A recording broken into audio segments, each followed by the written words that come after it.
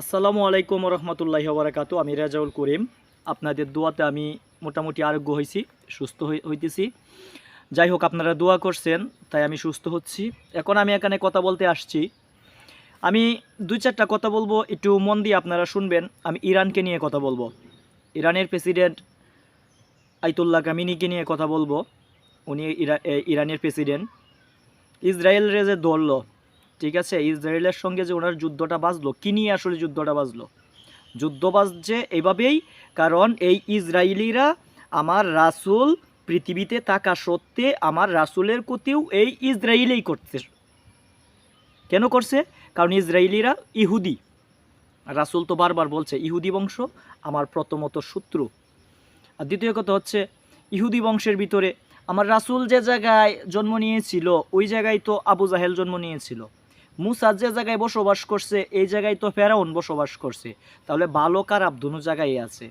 এর মানে গোটা ইরানকে আমরা খারাপ বলতে পারি না। ইরানের যে প্রেসিডেন্ট আইতুল্লাহ আল কামিনি, ঠিক আছে, উনি খারাপ লোক না। উনি বর্তমানে মুসলমান জাতির ইজ্জত। আপনার আমার যে মুসলমানই, আপনি আমি সামনে একটি বাজারে গিয়ে কিছু বলতে পারবো না। ইমানি দায়িত্ব তখন আর থাকবে না, বলতে ভয় পাবো। ওদের বিরুদ্ধে যারা আমাদের মুসলমানের ভিতরে থেকেও মুনাফিকি করতেছে, ওদের বিরুদ্ধে একটা কথা বলতে অন্তর কাঁপবে। কেন? ক্ষমতাশালী ব্যক্তি। আর ইরান কি করছে? একদম টপ হিরো দুইটা রাষ্ট্রকে ধরে ফেলছে।